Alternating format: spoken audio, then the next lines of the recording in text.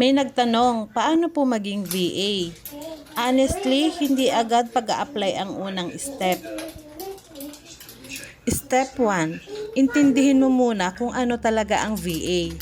Hindi lang siya work from home job, support role siya para sa business owners. Step 2, huwag ka munang mag-apply.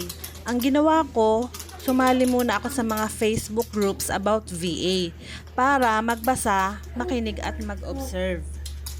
Kung familiar ka sa Molonsky o yung kanyang group na Molonskyverse Freelancers, yan yung isa sa mga sinalihan kong group.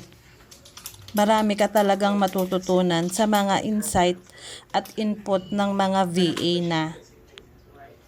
Doon ko nalaman kung ano yung common task ng VA, anong skills ang madalas hanapin ng clients, at ano yung mga do's and don'ts na dapat iwasan ng mga beginners.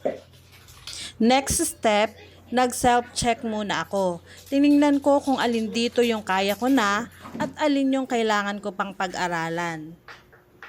Pwede mong i-check kung ano yung task na ginagawa mo sa previous job mo na pwede mong i-offer sa client. Alam mo, maraming gustong maging VA pero naliligaw agad kasi hindi malinaw yung simula. Kaya nauuwi sa pag-send ng maraming applications pero walang response. Kaya bago ka magmadali, mas mahalagang tanungin mo muna ang sarili mo, handa na ba talaga akong magsimula?